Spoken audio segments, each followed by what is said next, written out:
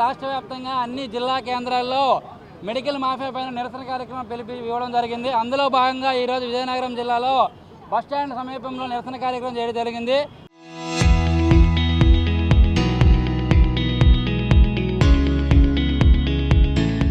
ఆ రోజు ఎన్నికలకు ముందు ఎన్డీఏ గవర్నమెంట్ పెద్ద ఎత్తున హామీలు ఇవ్వడం జరిగింది.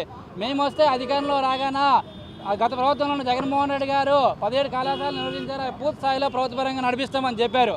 అవి పూర్తిపరంగా నడిపించకుండా ఈరోజు పీపీపీ విధానంతో పద్ధతిలో ప్రైవేట్ పార్ట్నర్షిప్ దీని మీద ఈరోజు ప్రైవేటీకరణ చేయడానికి చూస్తున్నారు. అవి తక్షణమే ఆపాలని చెప్పి ఏవైపుగా రాష్ట్ర వ్యాప్తంగా ఈరోజు నిరసన చేయడం జరుగుతుంది. అందులో భాగంగా ఈరోజు రాష్ట్ర వ్యాప్తంలో పుట్టగొడుగుల్లాగా ఈరోజు పెద్ద ఎత్తున మెడికల్ మాఫియా ఆగడాలు రోజు రోజుకి పెరిగిపోతున్నాయి.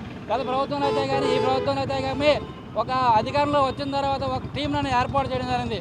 టీం అనేది దాదాపు రాష్ట్ర వ్యాప్తంగా 10 జిల్లాల్లో దాడులు చేశారు. 10 జిల్లాల్లో, అది విజయనగరం జిల్లాలో కూడా 5-6 షాపుల మీద దాడులు జరిగింది.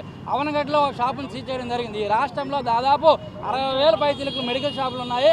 మెడికల్ షాపులు ఓనర్ల నుండి వేరే దగ్గర ఉద్యోగాలు చేస్తారు. ప్రైవేట్లకు లీజుకి ఇచ్చి ఈరోజు మెడికల్ షాపులు మాఫియాగా ఈరోజు రాష్ట్రం హబ్బుగా ఏర్పడింది. తక్షణమే మెడికల్ మాఫియాని అరికట్టాలి. లేని ఏళ్ళ పెద్ద ఎత్తున ఆందోళన కూడా చేస్తాం. ఈరోజు రాష్ట్ర వ్యాప్తంగా పెద్ద ఎత్తున ఆందోళన చేయడం జరుగుతుంది. ఈరోజు ప్రభుత్వ పరంగా ఉన్న హాస్పిటల్లో ప్రైవేట్ కార్పొరేట్లకి పెద్ద ఎత్తున ఊడిగం చేస్తున్న ఎన్డీఏ గవర్నమెంట్ తక్షణమే ప్రభుత్వ హాస్పిటల్ అభివృద్ధి చెందాలి. ప్రతి క్లినిక్ సెంటర్లో దీనికి కూడా ఒక డేటా ఉండాలి. టెస్టులకి ఎంత, ల్యాబ్కి ఎంత, స్కానింగ్కి ఎంత, సిటీ స్కానింగ్కి ఎంత, ప్రతి టెస్ట్ కూడా ఒక ల్యాబ్ ఎంత రేటు ఫిక్స్ అనేది ఫిక్స్ చేయాలి. తక్షణమే ప్రైవేట్ హాస్పిటల్ పైన దాడులు చేసి ప్రభుత్వ హాస్పిటల్ రక్షించాలని చెప్పి ఏ వైపుగా మేము కోరుతున్నాం.